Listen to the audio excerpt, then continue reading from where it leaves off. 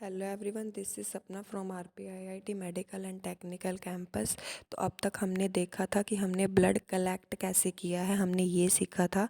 आज की वीडियो में हम सीखेंगे कि ब्लड कलेक्शन के बाद के प्रोसेसेस क्या क्या होते हैं, कैसे हमें स्किन से नीडल को रिमूव करना होता है। तो जब भी हमें स्किन से नीडल को रिमूव करना होता है, फर्स्ट ऑफ ऑल हम प्रिक वाली साइड पे कॉटन स्वैब रखते हैं। देन हल्के हाथ से हम स्वैब रखते हैं, उसको हमने प्रेशराइज़ नहीं करना है।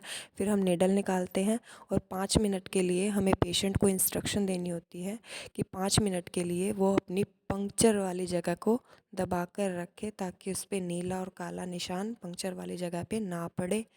उसके बाद फिर हमें वैक्यूटेनर वाली जो नीडल है उसको डिस्कार्ड कैसे करना है। डिस्कार्ड करने से पहले हमें इस वैक्यूटेनर वाली नीडल को लॉक करना है। आइए देखते हैं कैसे हम ये प्रोसेस करते हैं।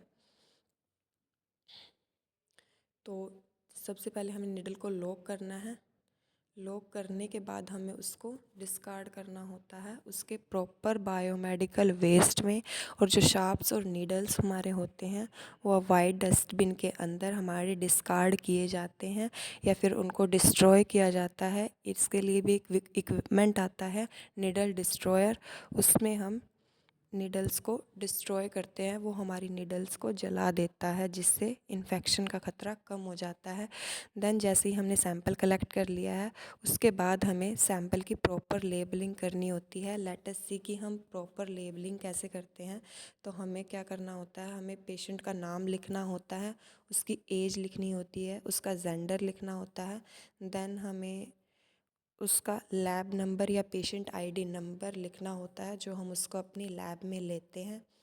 ये हमारे कुछ स्टेप्स होते हैं। और सैंपल कलेक्शन के बाद जो जितने भी हमारे एंटी कोएगुलेटेड जो सैंपल्स होते हैं उनको हमें रोटेट करना होता है। इन्फिनिटी की शेप में हमने उनको रोटेट करके अच्छे से एंटी कोएगुलेंट को ब्लड में मिक्स करना होता है, ताकि हमारा ब्लड जो है वो क्लॉट ना हो।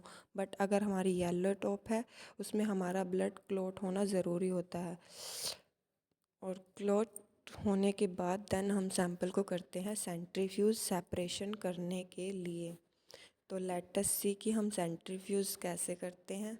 तो हमें क्या करना होता है, सेंट्रीफ्यूज ऑन करने के बाद हमें कोई भी सैंपल बेसिकली 10 to 15 मिनट्स के लिए 1500 RPM पे हमें उसको सेंट्रीफ्यूज़ करना होता है। एंड सेंट्रीफिकेशन क्या होता है, सेंट्रीफिकेशन एक सेपरेशन की टेक्निक होती है। अगर हमारा क्लोटेड सैंपल है तो ब्लड क्लोटेड सैंपल में से हमारी ये टेक्निक सीरम को अलग कर देती है। और अगर हमारा जो सैंपल है वो एंटी कोएगुलेटेड है, देन उसमें से प्लाज्मा सेपरेट हमारी सेंट्रीफ्यूज कर देती है, जो हम टेस्ट्स के लिए different biochemistry analysis, haematology analysis के लिए हम यूज़ करते हैं। Thank you.